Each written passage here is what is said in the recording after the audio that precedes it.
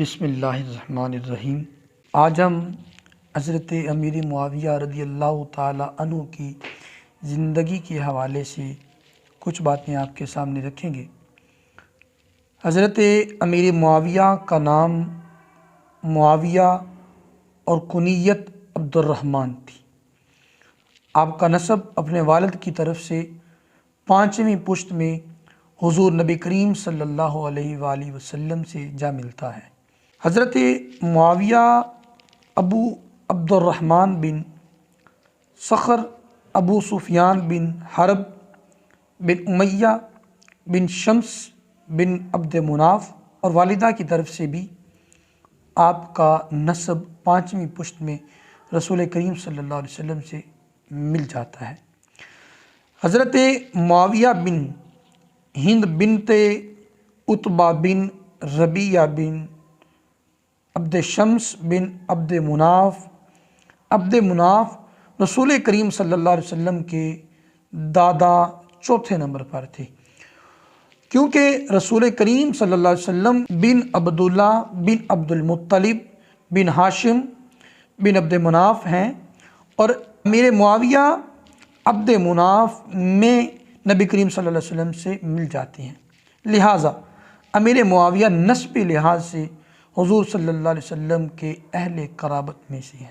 حضرت امیر معاویہ رضی اللہ تعالی عنہ نبی کریم صلی اللہ علیہ وسلم کے سسرالی رشتہ دار بھی ہیں۔ ان کی ہمشیرہ ام المومنین ام حبیبہ آپ کی زوجہ ہیں۔ یہ حضرت امیر معاویہ کی بہن ہے، لہٰذا امیر معاویہ کا رسول کریم صلی اللہ علیہ وسلم سے دوہرا رشتہ ہے، نسبی اور سسرالی۔ امیر معاویہ کا رنگ سفید تھا، وہ تھے جب ہنستے تو ان کا اوپر والا ہونٹ الٹ جاتا۔ حضرت امیر معاویہ اعلان نبوت سے 8 سال پہلے مکہ میں پیدا ہوئے۔ آپ فتح مکہ مکرمہ کے دن اسلام لائے۔ غزوہ حنین میں وہ شریک تھے اور حضور صلی اللہ علیہ وسلم نے انہیں مال غنیمت سے وافر حصہ عطا فرمایا۔ حضرت ابوبکر کے دور خلافت میں ملک شام کی طرف لشکر روانہ ہوا۔ بعد ازیں حضرت امیر معاویہ کے بھائی یزید بن ابو سفیان کو ملک شام کا حاکم بنایا۔ امیر معاویہ اپنے بھائی یزید کے ساتھ ملک شام چلے گئے۔ جب یزید بن ابو سفیان فوت ہونے لگے تو انہوں نے اپنی جگہ امیر معاویہ کو حاکم مقرر کر دیا۔ یہ تقرر حضرت عمر فاروق رضی اللہ تعالی عنہ کے دور میں ہوا۔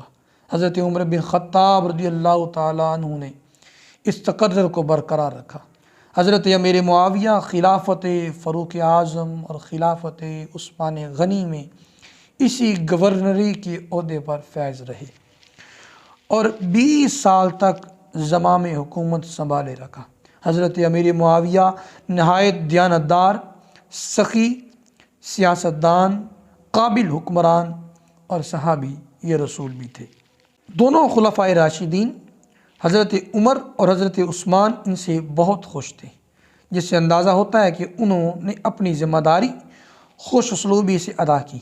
حضرت عبداللہ بن عباس، حضرت ابو سعید خدری، حضرت ابو درداء، حضرت جریج، حضرت نعمان بن بشیر، حضرت عبداللہ بن عمر، حضرت ابن زبیر اور تابعین میں سے حضرت ابو سلمہ اور حمید عبد الرحمن کے بیٹے عروہ سالم، علقمہ بن وقاص، ابن سیرین اور قاسم بن محمد نے حضرت معاویہ سے روایت کی کہ جب رسول کریم صلی اللہ علیہ وسلم نے مجھے ارشاد فرمایا تھا کہ اگر تو کبھی حاکم بن جائے تو لوگوں کے ساتھ حسن سلوک سے پیش آنا، تب میرے دل میں حکمرانی کا خیال پیدا ہو گیا۔ حضرت علی کرم اللہ وجہ الکریم کے دور خلافت میں حضرت عثمان غنی رضی اللہ تعالیٰ عنہ کے خون کے بدلہ میں تنازع پیدا ہوا۔ یہ نزاع خلافت و امارت سے نہ تھا، بلکہ اس کا سبب یہ ہوا کہ حضرت امیر معاویہ کی رائے تھی کہ حضرت عثمان کے قاتلوں کو جلد سزا دی جائے تاکہ ان کا فتنہ ختم ہو، جبکہ حضرت علی بن ابی طالب کرم اللہ وجہ الکریم کے نزدیک فی الفور ان کی گرفتاری کرنے میں زیادہ فتنے کا احتمال تھا، اس لیے ان کے نزدیک اس معاملے میں تاخیر بہتر تھی۔ اسی تناظر میں حضرت امیر معاویہ شام کے مستقل امیر بن گئے۔ حضرت علی کی شہادت کے بعد 5ویں خلیفہ راشد حضرت امام حسن خلیفہ بنے، مگر 6 ماہ بعد حضرت امیر معاویہ مملکت اسلامیہ کے امیر ہو گئے۔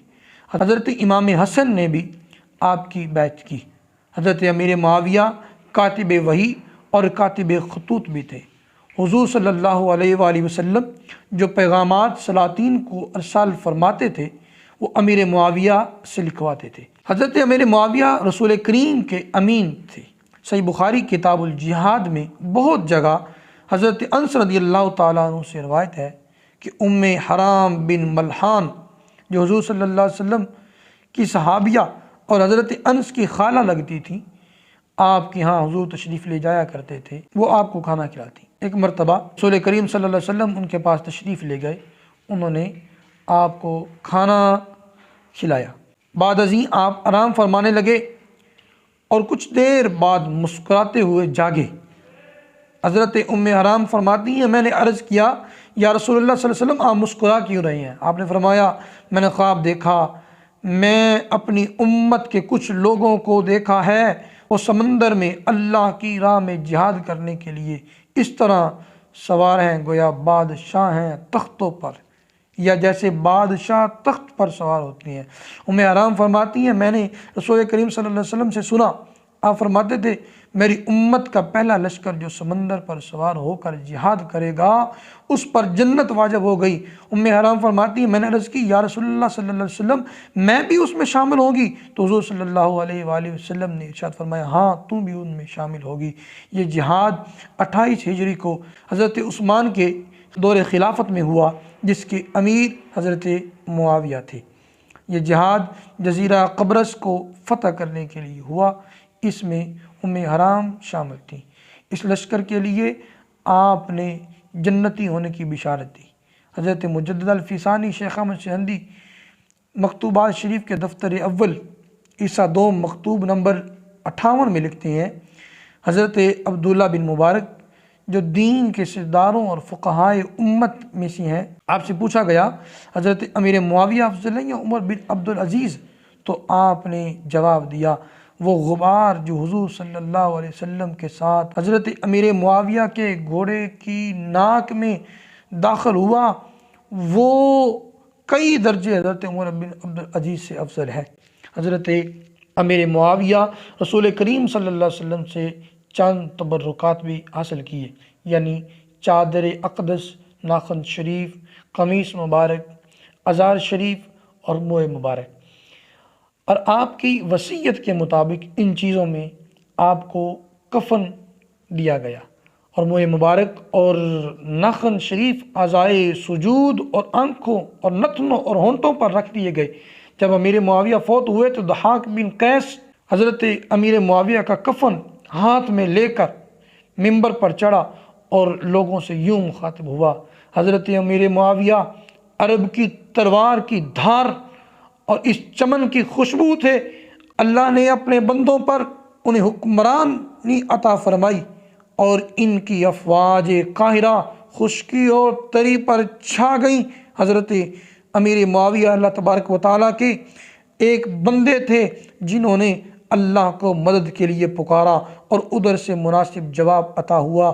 یہ حضرت امیر معاویہ کا کفن ہے، ہم انہیں اس کفن میں لپیٹ کر قبر میں دفن کر دیں گے۔ اللہ تبارک و تعالیٰ سے دعا ہے کہ اللہ کریم حضرت جناب امیر معاویہ رضی اللہ تعالیٰ عنہ کے درجات بلند فرمائے۔